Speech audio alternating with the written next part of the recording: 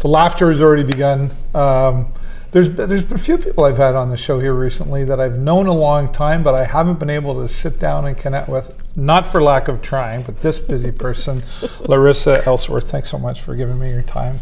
Thanks for asking. Yeah, you're welcome. And we have known each other for, I don't know, probably 10 years anyway, I would say. Probably through just community stuff and whatnot. And you're looking great. Thanks, you too. Yeah.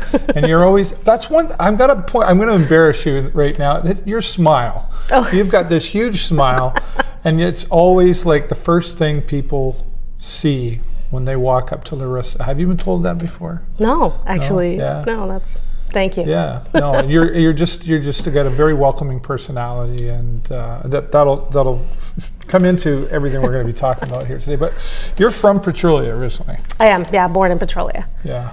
Raised here and never left? No, never left. I mean, traveled a bit, but always called this place home, and pleased to do so. Yeah. Are you a farm girl, or are you local in-town girl here? Or? Local in-town girl. One that knows actually very little about farming. Right. For growing up rurally, I don't have the greater Petrolia area. That's right. Yeah, that's cool. There's a story behind that, and we're going to come to that as well. What do you, growing up, mom and dad, both around, and who was the boss, mom or dad? Oh, totally my mom. Yeah. Yeah, she would try to lay it on my dad, like when your dad gets home from work, Yeah. But she was the one that when we were shopping or, and misbehaving, that whisper. I just knew as soon as her voice dropped to that whisper, it was like curtains. We just saw her just before we sat down here, and she's here volunteering for the theater today. She does. The Playhouse, Yeah, she's a small lady, but you got to run, Oh, yeah. Is she a force? She's a force. She's a force, okay. Yes. Yeah, she and my dad both volunteer in the theater and in the town, actually, so it's nice. I always ask this question, and everybody, what was school like for you? School was interesting. I went to a Catholic elementary school. My dad was Catholic growing up. I believe at the time they did a tour of the public elementary school, and I don't know if they got there on a bad day or what, but Mom said everything was kind of disorganized and wild, and they thought I could definitely use that focus for my education. So I'm not sure if that was like a backhanded, we need to calm this down or what, but it was tough actually because I wasn't Catholic. Right. And going to a Catholic elementary school, I was, you always kind of sit on the outside watching what everyone else is doing. And then I went to high school here in Petrolia, and that was an easy time for me. I had a lot of friends. I mean, I had a lot of interests, and so it went fast. Yeah. What were your interests in high school? Theater, believe it or not. Actually, I loved it. I didn't do too much with sports, a little bit. But yeah, in the theater drama club, and I did peer tutoring and things like that. I was in the enrichment program, so peer tutoring, like you were like one-to-one. So if a student needed help, typically they'd be a bit younger. We'd sit down at our lunch hour and help them through whatever that was. Maybe they needed you to read a test to them or help them with their homework, or so we did that. Yeah. Was school easy for you? Like, was the work like? The work were you was the smart easy. one where we were all like, I want to sit beside her in class? Not quite. I think I knew those people. Right. I think I kind of downplayed it. Like I didn't struggle to learn, and I did well with grades, but I was never the very top. So there was always someone better, and so I kind of flew under that really smart kid radar, and so. Which I appreciated. I didn't need that label. Yeah. Any struggles in high school? Like, you're a teenager, or like what? I guess my biggest struggle in high school was deciding what else I wanted, and it was, I thought I knew, I thought I wanted to get into teaching, and I did. I could see that. Right, and I did a co-op at a school, and I realized, maybe this isn't exactly it at all. I was in a grade 6 class, and the students were lovely, and the teacher that I was partnered with was really helpful. But it also helped me see that maybe that wasn't right for me. Yeah. So, and then I took a program at Lambton College actually that was a hospitality tourism base, and I took the tourism angle because I guess rightly at the time thought, hey, maybe this will make sure that I see more of the world. I looked at applying to be a flight attendant and all kinds of different things, and then of course I'm dating myself now, but this is around the time of the September 11th tragedy. So the Right. tourism industry really had the bottom fall out of it. Oh yeah, that changed overnight. Right. And so while I was a student at Lambton, I had to do a co-op, and my co-op was actually here for the Victoria Playhouse. So It there you just go. seemed the laws of the universe were setting it up for you. Yeah, I think so. Yeah, and you've never looked back. No. I before it was just a summer theater. You know, when I started here, it was, I think, I'm going to say maybe 8 weeks, 8 weeks long, and now we basically run from April to Christmas time. Yeah. So it's kind of expanded. There's well, there's a whole other documentary. And maybe I need to come back and talk to Dave. And That'd be fun. right? You know, Yeah. and there's so much going on out here, and well, in the Victoria Playhouse. Like I remember years ago, like I remember I interviewed Michael Learned, and Ben Vereen was here. Yes. And yeah, so many big names have come through the Playhouse here. Do you remember your first time on stage? As a young adult, yes. Yeah. As a youth, also yes. But as a youth, I was a sheep Right. in the school play. And was that the nativity scene? It was or in, like, something? a It was, there you nativity. go. Okay, all right. You were the sheep. Way to go. That has a different meaning today. Right. Yeah. No, I definitely.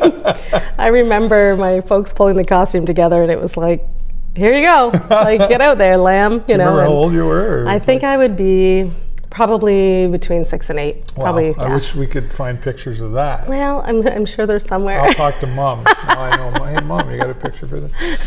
And then moving into, but like really on stage and youth. You said you remember that too. I was involved with the Petrolia Community Theatre. Yeah. So my first production with them, I want to say, was A Christmas Carol, and I was 17, and I was younger Belle. And then a few years later, I was older Belle, and, Okay. and that hit home pretty seriously. It Yeah, was like, yeah, I've just aged out much.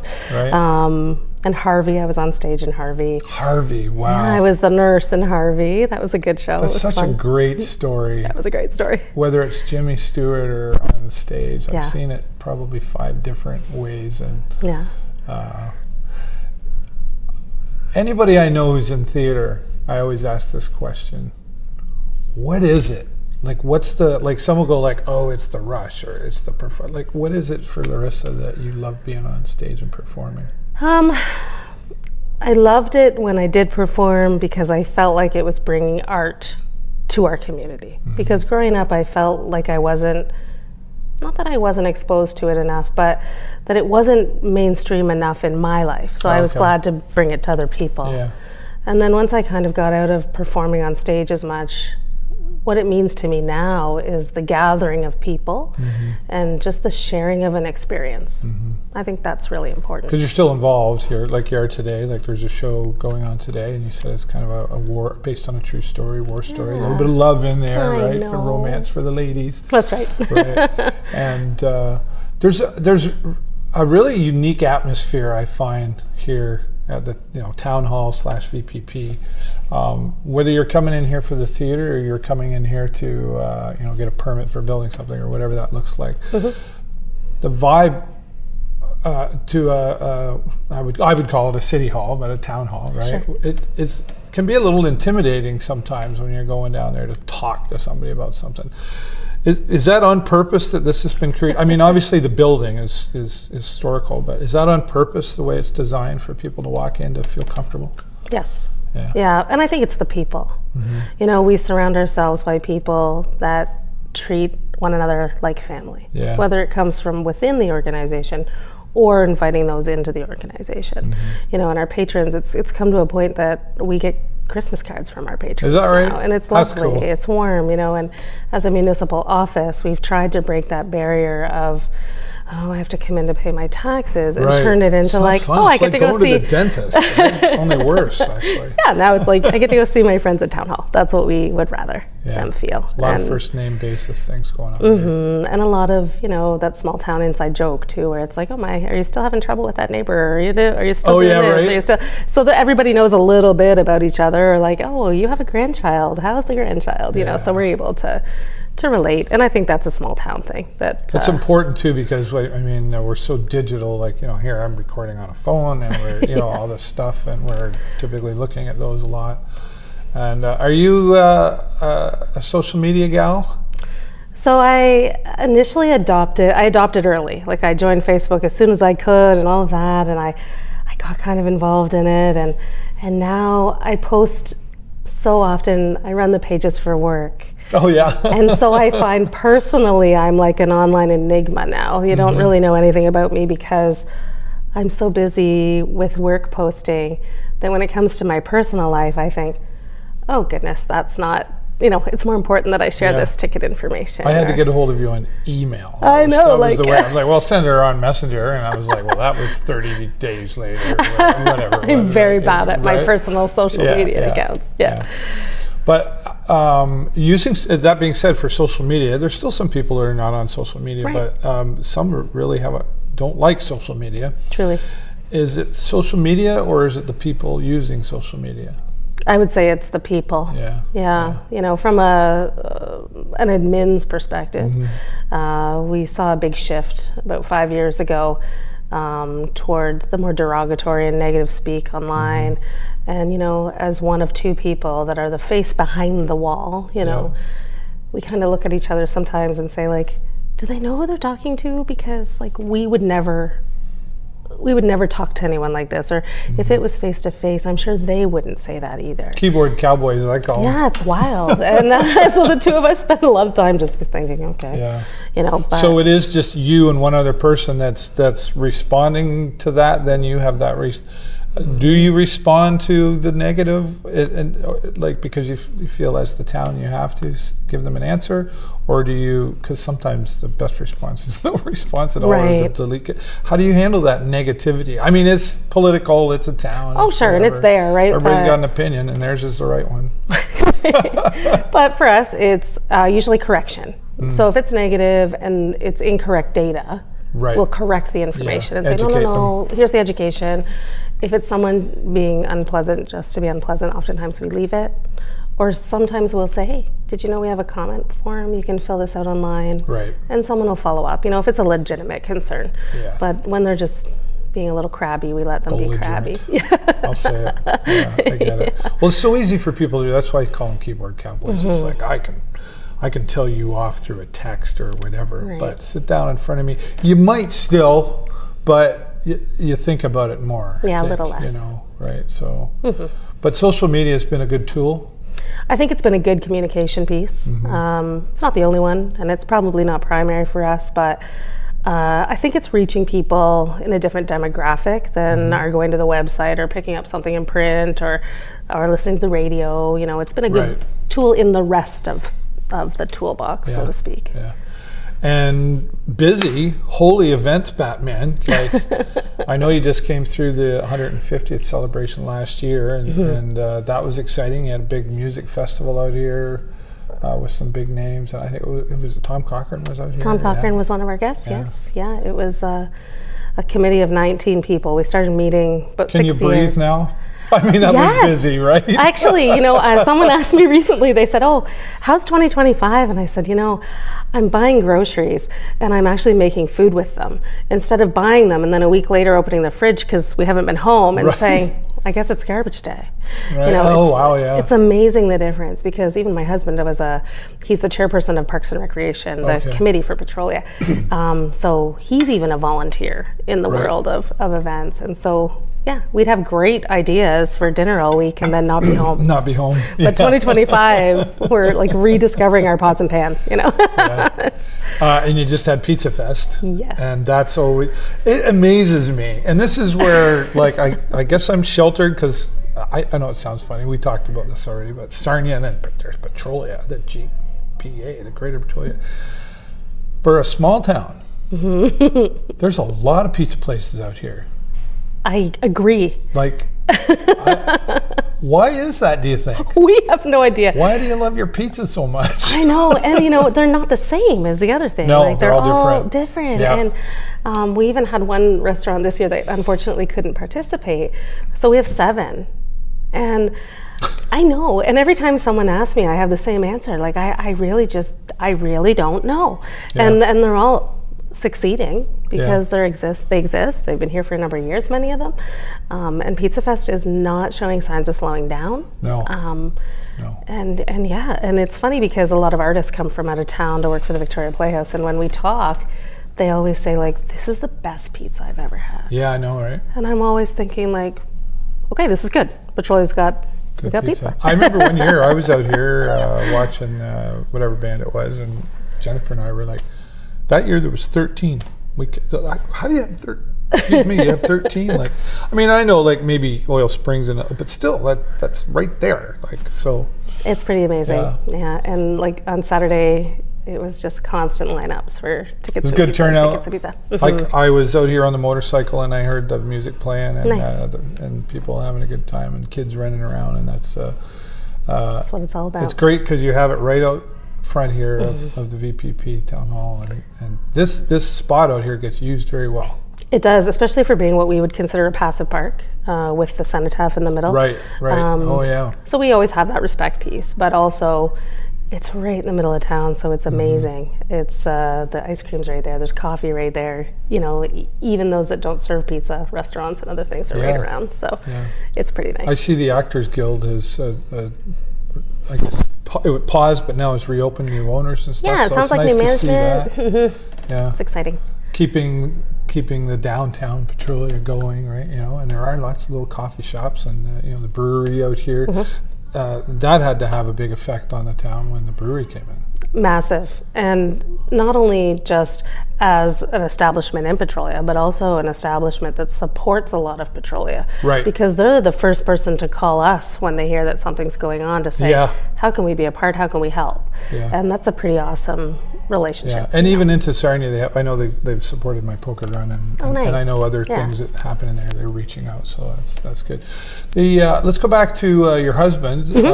What's his name? His name is Ross. Okay, Ross. That's a great name. That was my dad's name. Oh, really? There you go. I'll never forget that again. And how did you guys meet? We actually met at a mutual friend's birthday party. So for years she had been saying to Ross, "You should meet my friend Laurissa," and she'd been saying to me that I ought to meet her friend Ross. And a surprise party was thrown for her birthday, and I met Ross. And at that moment I said, "Are you like the Ross that I've been hearing about?" And he said, "I think I might be." And the joke always is that he tricked me into our real first date. So to this day, you know, here we are 23 odd years later, I always say like, I might not have ever gone out with you if you hadn't tricked me, you know, so. Into going to the party? No, I mean, we met at the party, and then I worked at Grandis Jewelers at the time. He gave me a watch that didn't work, didn't have a working battery. And he said, "Hey, here's a broken watch. Do you mind taking this back and getting it fixed?" And I said, "Yeah, no problem. I make deliveries in Sarnia once in a while for them." Right.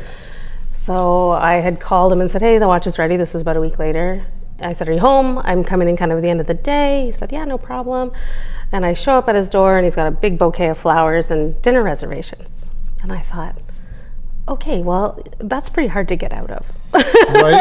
Right. Now I'm married to Ross. You were obviously comfortable, and you probably thought that was pretty cool. It was pretty cool. But did you now tell the truth, were you like excited to go deliver the watch back? I was kind of like 50-50 because, and Ross is going to love hearing me say this, but my husband's a massive Star Wars fan. Oh. And I definitely don't subscribe to the whole Star Wars fandom.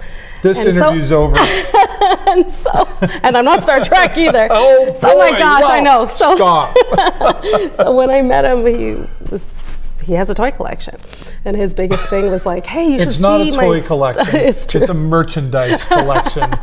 Just helping you out there, Ross. Yeah. So he said, "Oh, you got to see this," and I'm looking around thinking, "Oh boy, okay." Oh, well, yeah. So when I brought the watch back, I was like kind of 50-50. I'm like, oh no, are we going to talk Star Wars, or am I just going to like drop this watch off and thanks a lot, see you later? And no, the trap was definitely set for sure. So where did you go for dinner? Do you remember? We went to, it was the what was it called at the time? The spotted prawn, I think. Oh, I've heard of that. We're going back in time. Yeah, wow. I think it was Alcazar's at one point. Yeah, it was where downtown Sarnia in the basement across from the Kenwick building, I think, or somewhere like It was that. the old CHOK building. Maybe down, Yeah, I know what you're down talking there. about. Wow. So That was a while ago. yeah, it was, yes. Well, you've been married how long now? Since 08. Wow. So. Okay. Good for you. Way to go, Ross.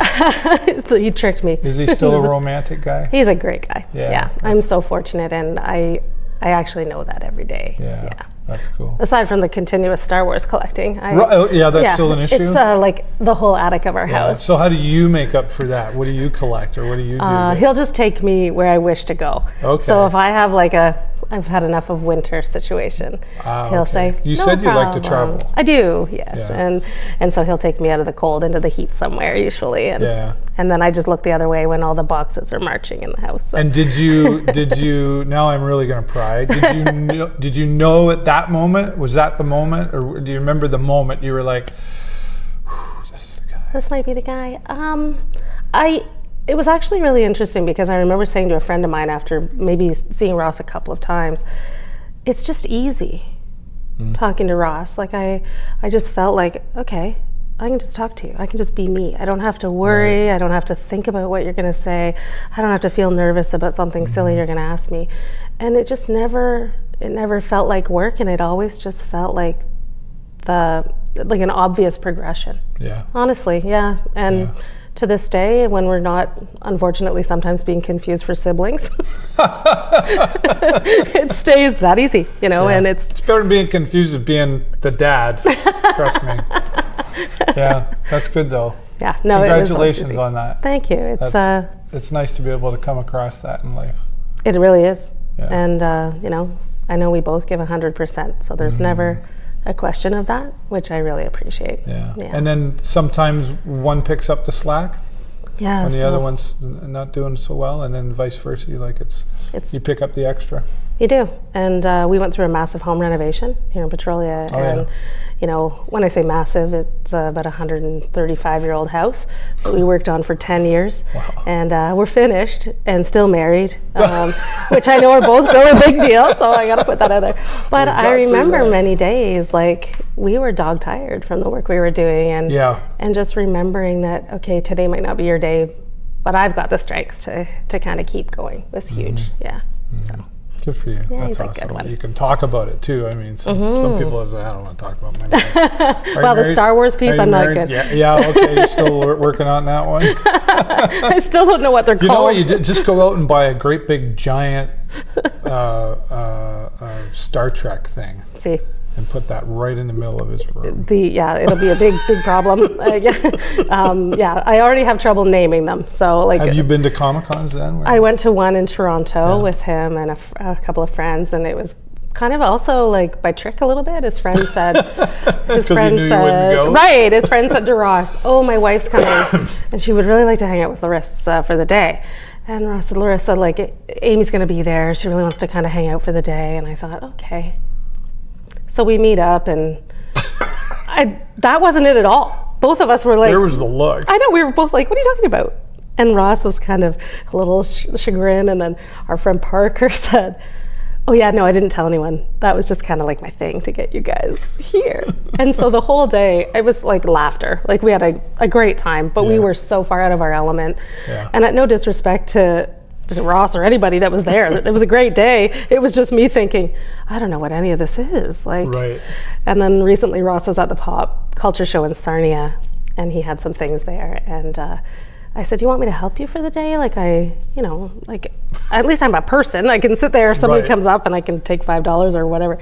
He's like, yeah, I think maybe not. You should just stay home. Yeah, because I think it was when I called R2D2. At least it's an honest relationship. Honestly, and I think it goes, recently I actually called R2D2 A535 somehow. It was I don't even... that's like a aspirin for pain. A5. And I thought that was the R2D2. Wow. And I really didn't do a good job. So I think that moment, he and was you're like... still married. Yeah, okay. That moment was like, you're not helping me at the Sarnia Comic Con. R2D2. No. I've since learned, actually. And do you know the other one? It's C-3PO. I know Okay. that one. As long as you get the main ones, the rest of them doesn't matter. And there's this Darth Vader guy. Yeah, I know. It's the funniest because he's so well versed, and I am so like I'm so not that. He'll say, "Oh, something about," and I know that I do that glaze. That like glazed eye of like, okay. Does he have a lightsaber? Oh yes. One that yes. makes the sound and Yes, everything? definitely. Yeah. Yes. Did he ever have one that didn't make it? Did he ever make the sound himself? Oh yeah, Yeah. no, that happens. Yeah, yeah. No, I mean, I always joke that I don't have any children because I have a 44-year-old. Right. Okay. Yeah, so we actually renovated the entire attic into a toy room for him, like That's awesome. a collector's space. You obviously we're jesting here with some honesty, but Oh, for sure. But obviously you support it, and that's his thing, right? And It is, and like, I don't mind. I think it's obviously harmless, but also like, it's cool for him, and he has a great peer circle that they all talk about it. They all appreciate the same things, and it gives me that time maybe to we say, need to have Ross on here and he'll take you a tour of the toy room. have him talk about you. He's going to Well, tell you when the she's A5 not story. around, the A535, that's hilarious. It was so embarrassing, and I'm not even a huge Star Wars fan, and I'm offended by that already. I said, what did I just say? As soon as it came out of my mouth, but I couldn't correct myself. I couldn't come up with what it should have been. So Yeah. You seem to have, and we've dealt with each other through some events and stuff like that. You're so easy to talk to. You're so easy to listen to, and you have this positive thing about you. We talked about the negativity, dealing with that earlier. Where does that come from? Was that mom and dad teaching you that, or? yeah, so when I lost my brother when I was 9. Oh, I'm sorry. And thank you. And my folks took that as an opportunity to help coach me in my life. And my parents stayed together through it, which I know is challenging. And we spent a lot of time. Can't even imagine. Yeah, the three of us. And they just taught me that life is more about, the things you do, the people you meet. It's not about that one defining thing, And they taught me so frequently about what it means to give back. And I've carried it forever. And, they told me when I was 12 years old or coming 13 that they were expecting a baby. And I remember saying to my mom, like, no, I'm good. We've got our little 3-person unit here and that's fine. And she said, well, it's a bit late. And so then my sister came into the picture. And I think also having a sibling that was that much younger than me just showed me how to see life through somebody else's eyes, because even to this day, with us being 12 years apart, I see a different generation in my sibling. Right. So yeah, I would say I attribute almost all of my success to my mom and dad. Yeah. They're your heroes? They are. I never want to ever think about what I'm going to do someday. Right. Yeah. I appreciate them. I spend as much time with them as I can. Anytime I've ever had the opportunity in public speaking to credit them for where I am, I do. And except this is a bit of a funny story. I received an OBA a few years ago for customer service. And I was joking that I was like Cloris Leachman. Because I'd been nominated and never won. And I was like, so I say to my mom, which was fine. Been there. Totally fine, right. Zero problem. Except that my parents always showed up. They always went to the OBAs, and every time we were like, oh well, let's go, celebrate the nomination. Got nominated again. Right. So then I'm nominated this one year for customer service individual, and I said to my mom and dad, don't come. It's just going to be like another thing. I'll call you when we're done, and I'll meet you up at Krabby Joe's or wherever. We'll go for a cocktail. Well, darn. So they didn't go? They didn't go, and darned if I didn't win. So I thought, my first thought was, I'm dead meat.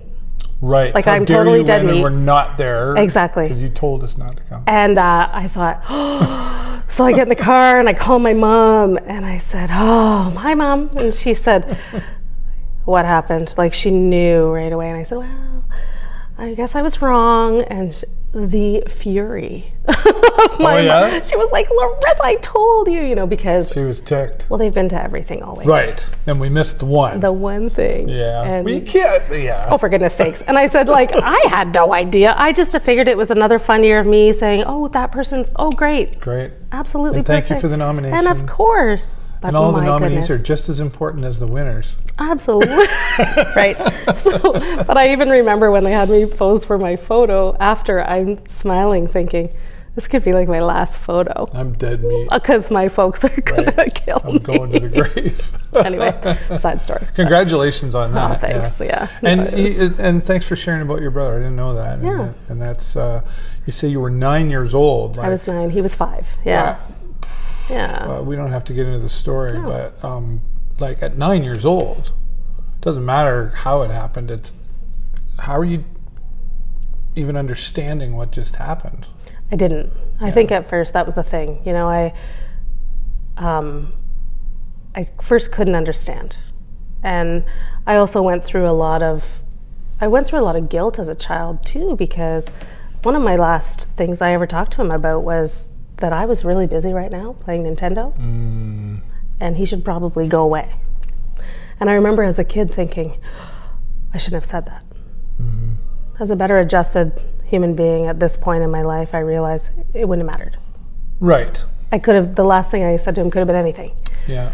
But I think that that's what brought my parents to the realization that we have a great opportunity with this young person to make sure that that's not the life that they proceed with, or the idea that they carry through. But again, at 9 years old, you're feeling guilty, like you said, and then probably for a long time did.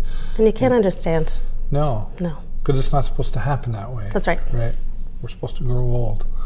Yeah. And sadly, that's not always our choice, right? You know. That's the thing. But I think that's really great that your parents were loving enough in the midst of their own emotions.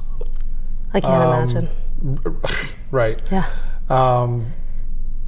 To recognize the opportunity in it, and then carry that all the way through, and then your sister comes along, and then are you the typical? I mean, I know you're the older sister, but are you the big sister, like, don't mess with my little sister kind of thing? Sometimes when I have to be, but I would say that my sister actually is tougher than I am. She's is that right? My sister's a steam fitter. Oh wow. She carries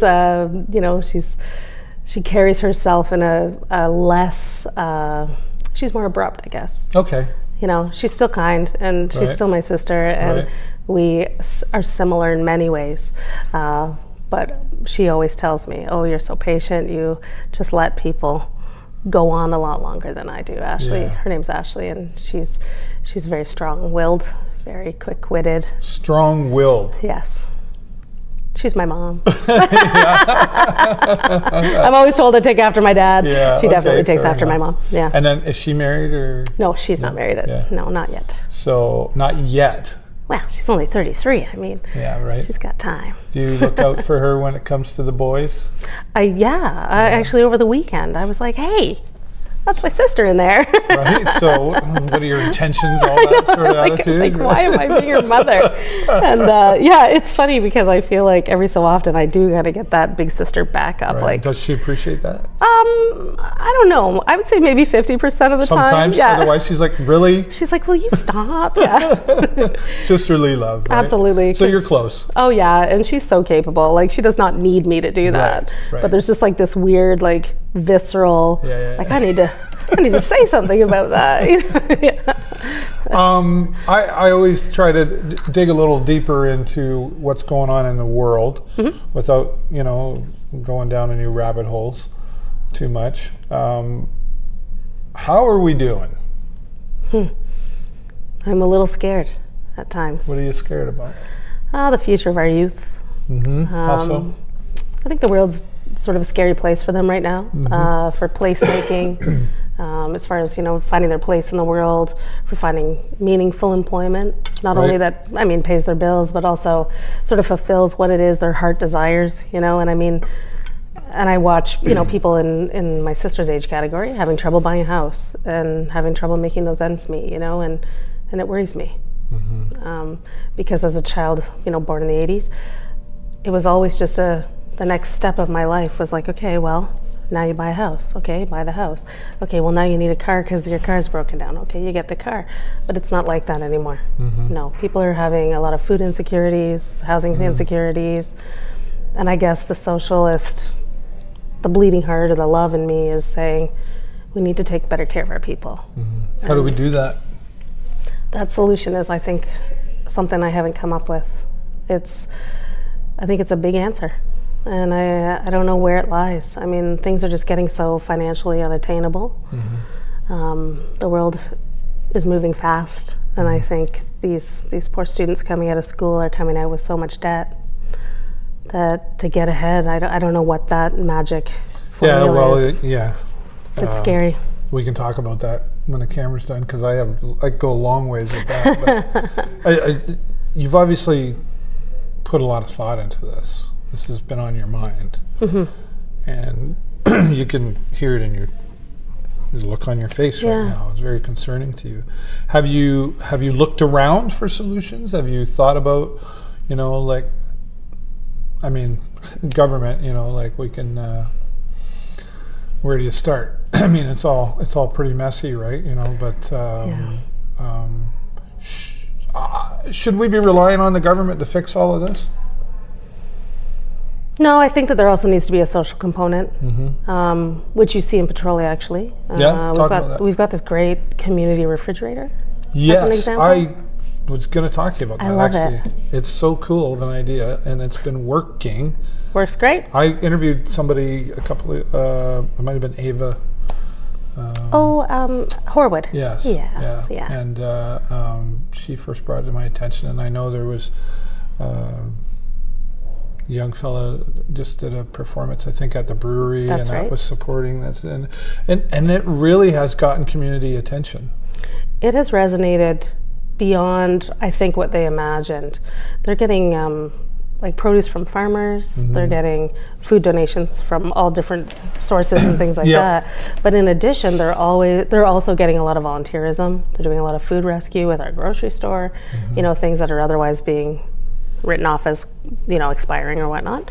Yeah, and it's incredible. When we go in there personally to drop food off as a donation, sometimes I look around and I'm so encouraged because the shelves are full and there's these sweet little notes that are, this was made at the Legion with, or this was made by the Lions or whoever, right?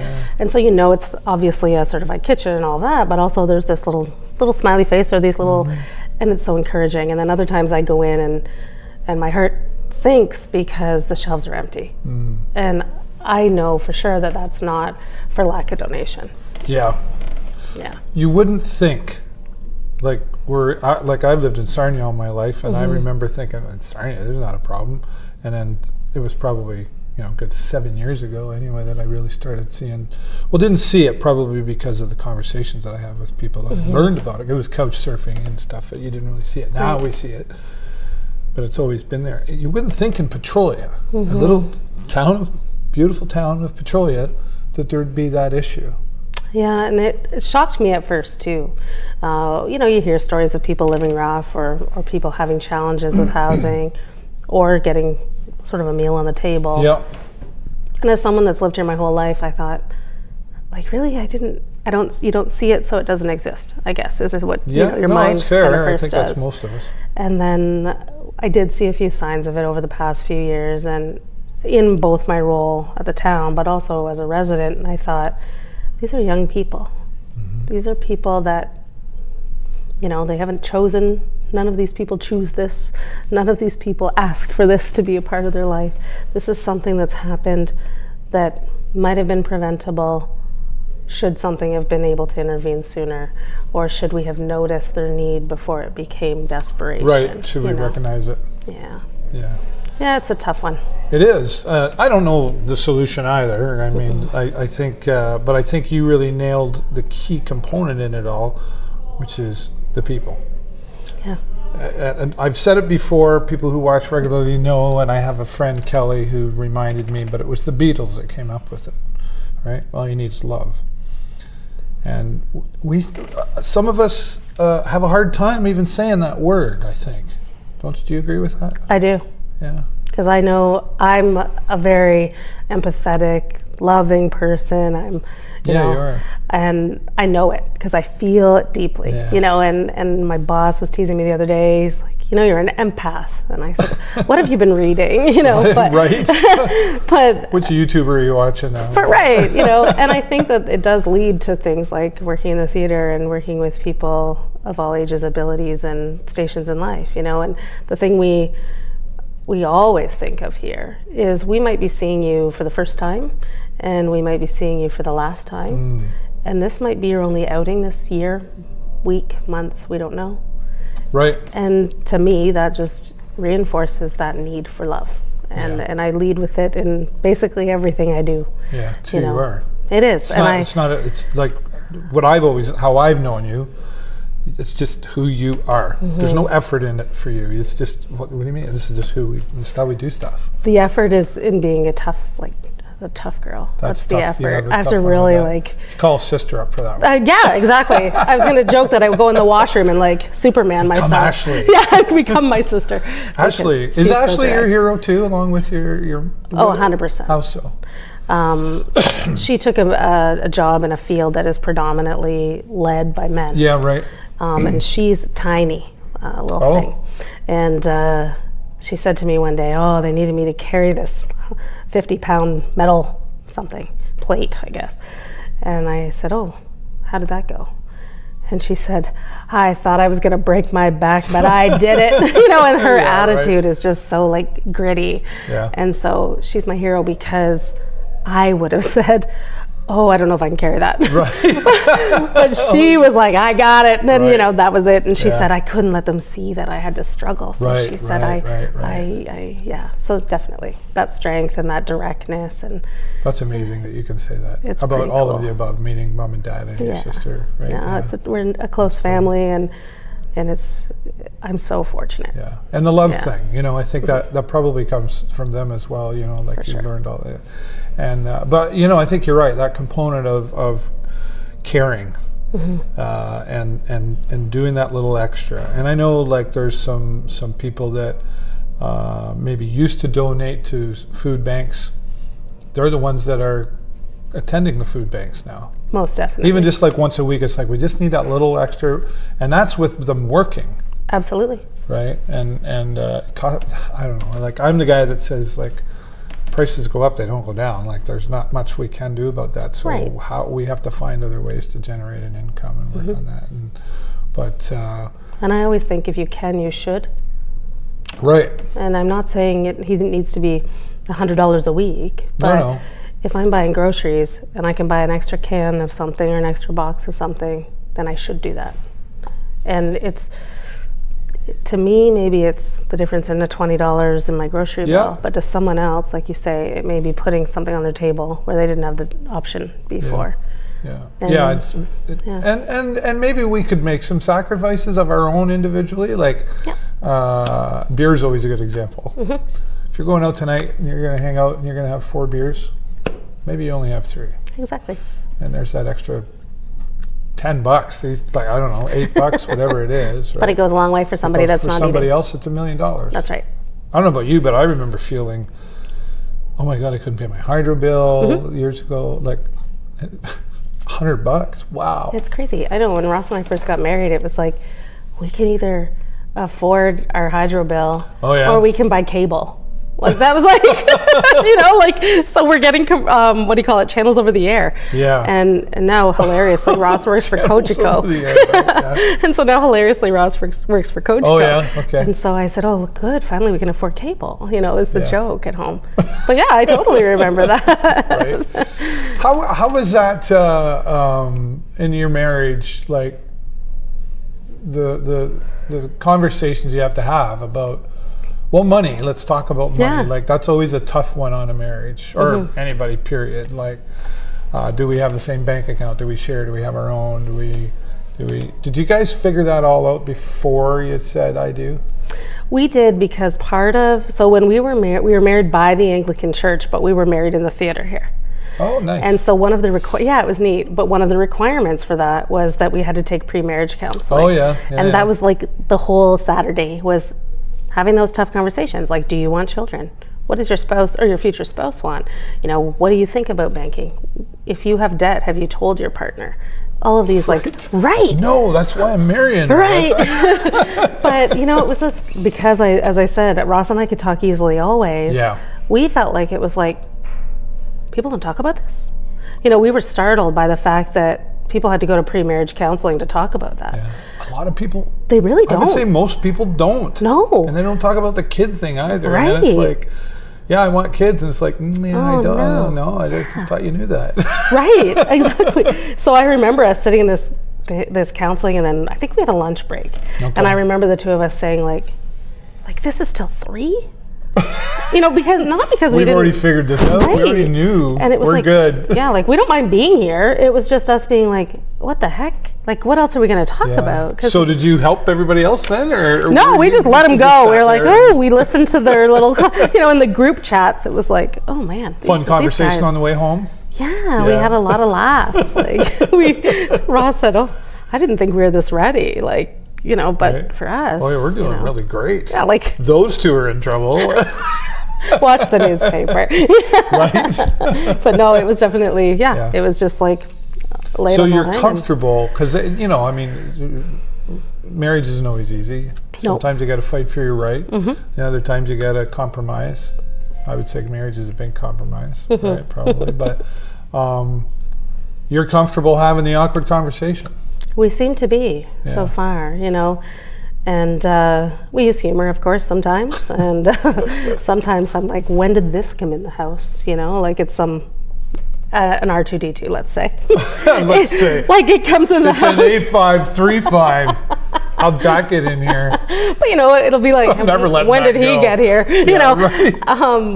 But at the end of the day. I do that to Jennifer. How'd that get in the grocery cart? Yeah, like where? But we definitely both, we both work hard, and we both respect that about each other. Mm-hmm. And it's never been, if we can't afford it, we can't afford it. Yeah. And but if we need it and it makes sense, then sure. Yeah. But the 10 years of renovating the house really, it taught us a lot. Yeah, because about each other. Oh my gosh, yes, it was about that, and about because of the scale of a Victorian house too. Every bill, or every quote, I should say, was like, well, about $10,000. And so every time we turned around, it was like, oh gosh, okay, that's fine. We're gonna do this. And then I remember we had no staircase in the front entrance, and that's kind of the showpiece of a Victorian home, because someone someday ago made it into a duplex and took the stairs out. So we got to the point where the house was basically done. We just had to put this big curving staircase back in. So local company said the best one to go to is this Rose Stair company. They've been around for 100 and some years. So we went, we're in the parking lot waiting for them to open, and Elton John tickets were going on sale. Oh, and I said to Ross, hey, we love a good live, we love live music, we love live theater, we should go. And he's like, yeah, sure. So I'm trying to get tickets, and I was just getting denied in the line and all of that. And then he said, we gotta go, it's our appointment. I said, all right, well, if they're still here, and we come out. So we went in, and we knew we needed stairs. It didn't matter. And we came outside after this whole meeting, where they actually designed the spindles and called them the Ellsworth spindle.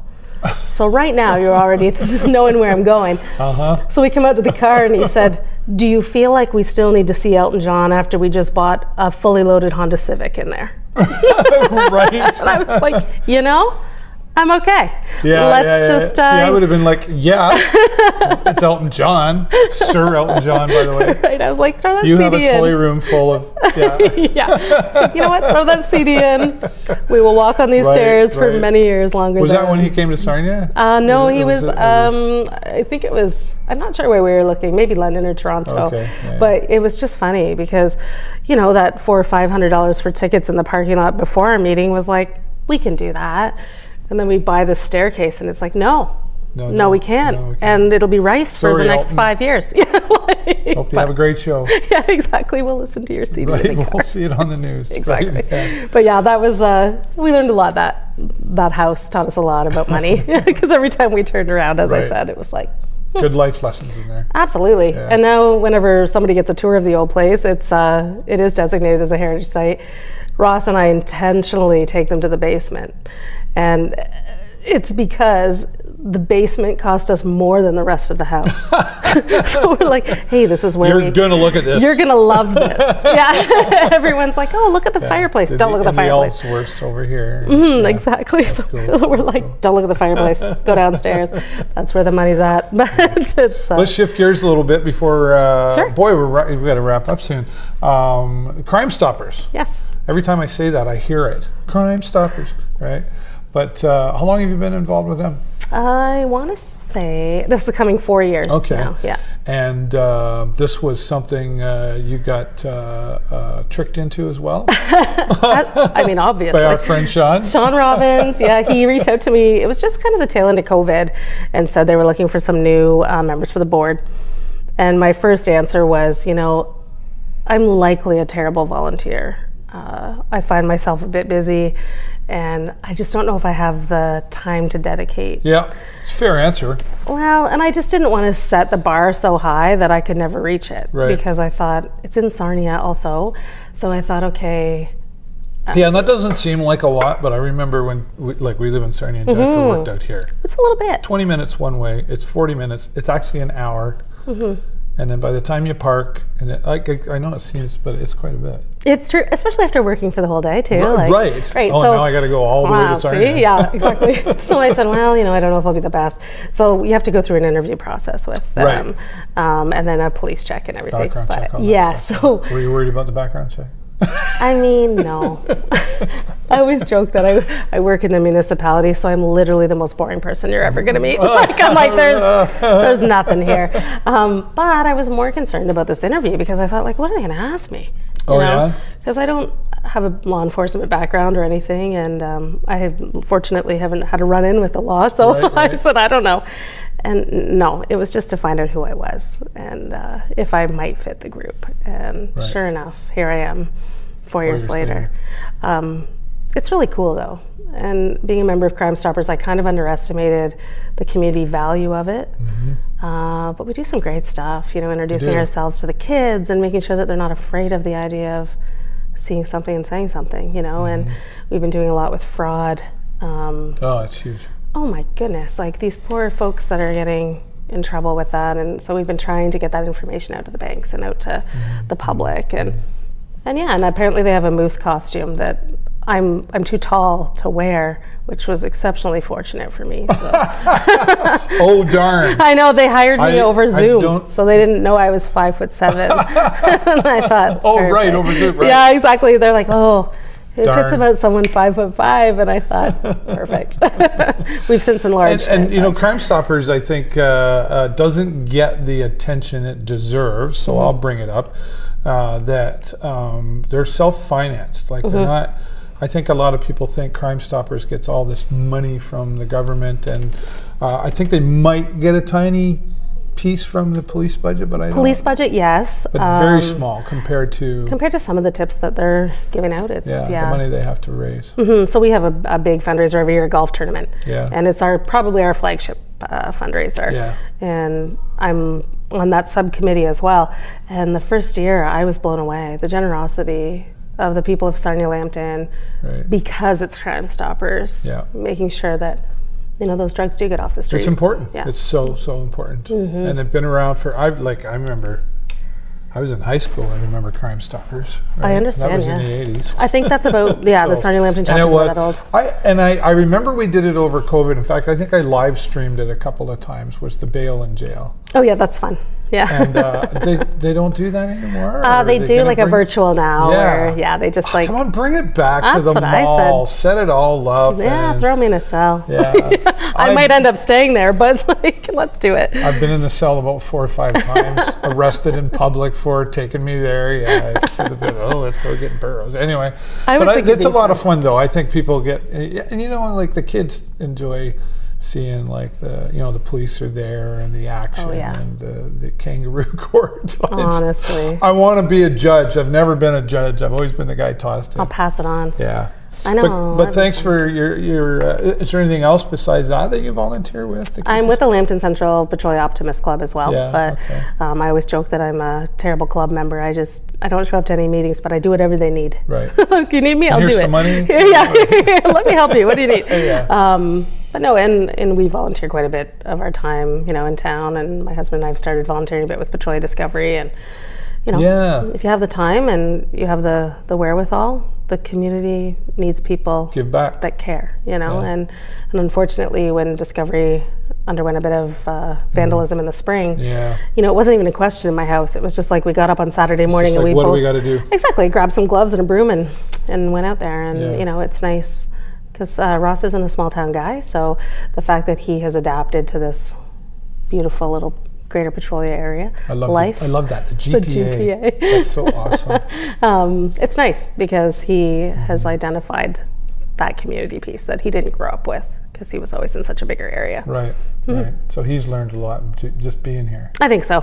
Yeah. I'm, from his first drive out here where he didn't know how to get here to now. Been here ever since. Exactly. We didn't let him out. So. Yeah. Well, congratulations on all the successes that you've shared so far. I feel like we're probably going to talk more.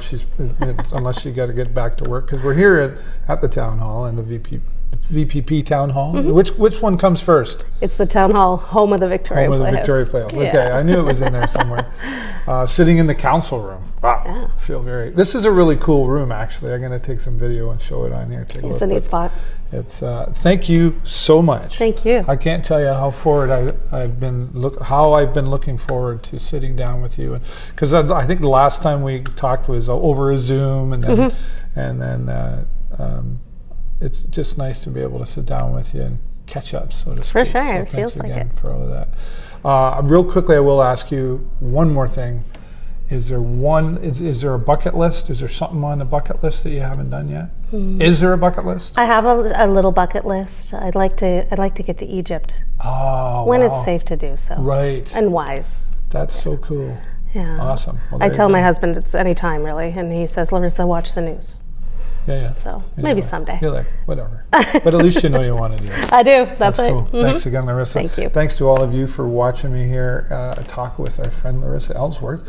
And you know what you can do. Click the share button. Click the love button in there too. Give her some love.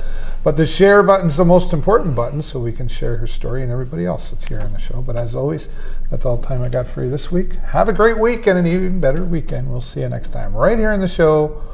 Bye for now. Bye-bye. See ya.